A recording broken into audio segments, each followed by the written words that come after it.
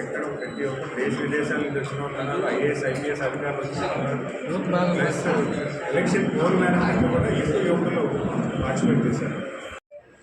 ఈ ప్రెస్ ముందుగా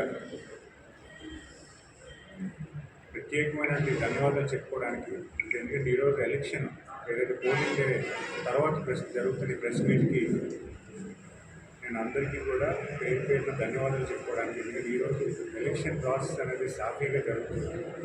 ఏ గ్రామంలో కానీ ఏ పోలింగ్ బూత్లో కానీ ఎటువంటి ఇష్యూ లేకుండా సాఫీగా నడిపించినటువంటి ప్రభుత్వ యంత్రాంగానికి, పోలీసు యంత్రాంగానికి వీళ్ళందరికీ ప్రత్యేకమైన ధన్యవాదాలు తెలియజేసుకుంటున్నాను. ఎందుకంటే ఎలక్షన్ ప్రాసెస్ అనేది ఈరోజు ఏ రకంగా అయితే ఎంత పీస్ఫుల్గా జరిగిందంటే ఓటు హక్కును పూర్తి స్థాయిలో ఎవరికి నచ్చినట్టుగా వాళ్ళు వినియోగించుకున్న పద్ధతిలో ఎవరికి ఎటువంటి ఇన్ఫ్లుయెన్స్ లేకుండా, ఏ తగాదాలు లేకుండా గ్రామాల్లోని అలాగే నియోజకవర్గం అంతా కూడా చాలా పీస్ఫుల్గా జరిగినందుకు ప్రభుత్వ యంత్రాంగానికి అలాగే పోలీస్ యంత్రాంగానికి ప్రత్యేకమైన ధన్యవాదాలు తెలియజేస్తున్నాను.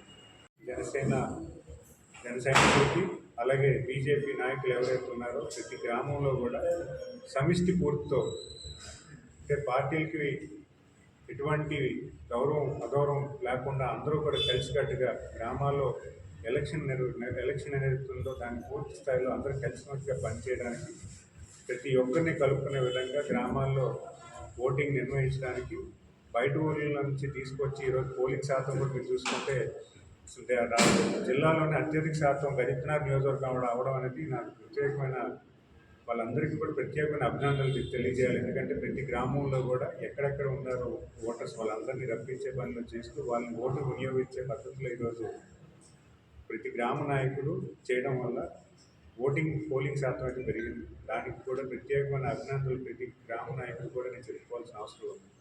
అదేవిధంగా తెలుగుదేశం, జనసేన, బీజేపీ నాయకులందరికీ కూడా ఈ విజయం ఈ యొక్క సమిష్టి పూర్తి వల్ల జరుగుతుందని నేను భావిస్తున్నాను.